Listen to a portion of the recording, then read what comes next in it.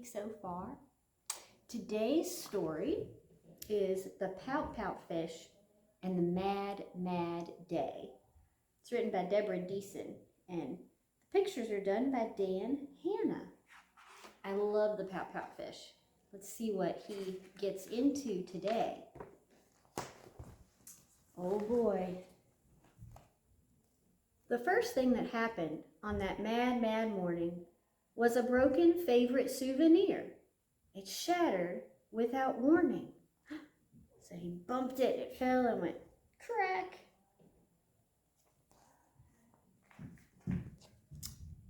Mr. Fish was left with pieces that he tried to reassemble, but his glue stick was missing.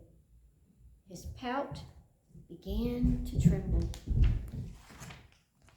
He went to tell his friends, but they didn't seem to care. He thought they were ignoring him, and he felt his temper flare. He swirled away in anger, and his fins got whirled around.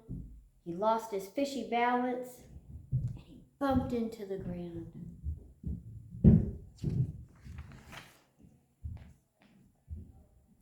He tangled with some seaweed as he tried to swim away. He splashed and thrashed and crashed about, his thoughts in disarray.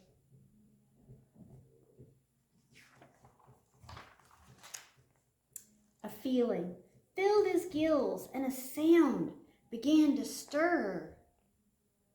Much bigger than a blub. It was a mad grrr.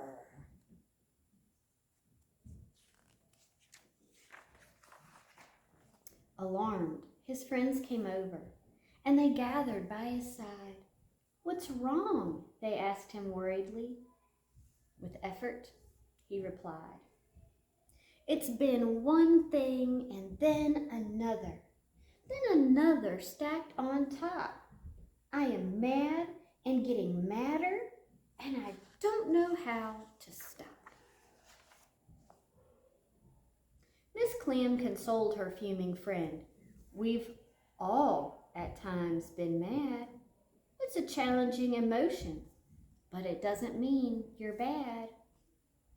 "She's right," said Mr. Jelly, "and there's much that you can do to restore your inner balance and return to feeling you." Mr. Fish said, "Weren't you listening? I am angry to the brim." He scowled and turned away from them, his mad in charge of him. "It's been one thing, then another stacked on top.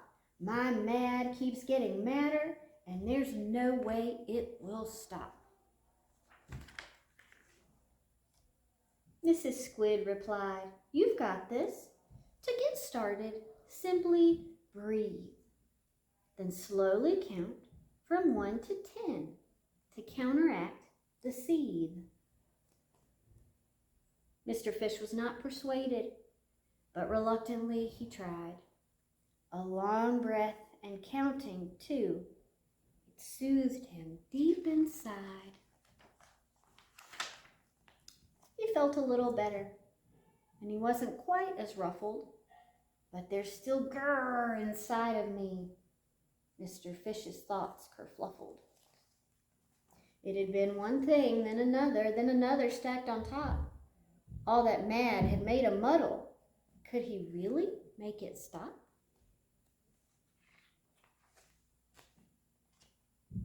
Mr. Lantern shone his light. When you're hurt or feeling sad, disappointed, scared, or worried, those can channel into mad. The solution, said Miss Shimmer, is to talk about what's wrong. Pick words for what you're feeling. When you use them, you are strong. "It's too hard," said Mr. Fish, with his voice close to despair. But he breathed again, in and out, and then began to share. He shared one thing, then another, then another stacked on top. His load began to lighten, and his mad began to stop. His friends all listened closely as he spoke about his morning. He reflected on the feelings that were anger's early warning.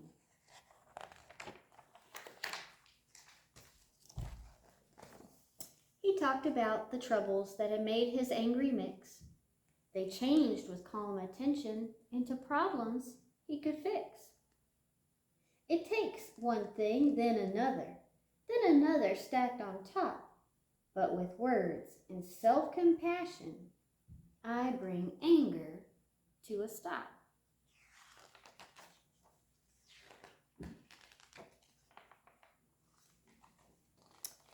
The pout-pout fish had faced his mad.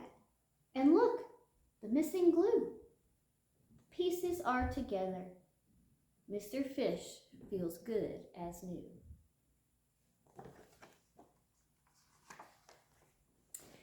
This is a great story because it reminds us that everybody gets mad sometimes. Everybody has bad days, and emotions are big and they're normal.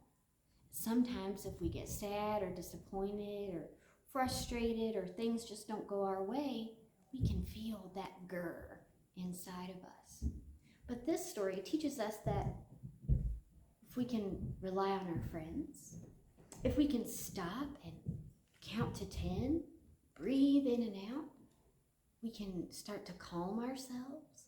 And if we can talk about our feelings and what's bothering us, our friends or our family can maybe help us find solutions and make us feel better.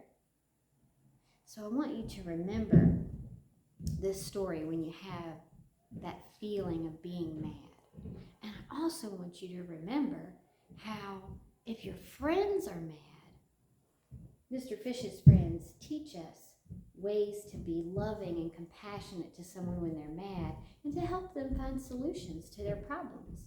That's a really big part of friendship. I hope you have a great week, and I'll see you again real soon.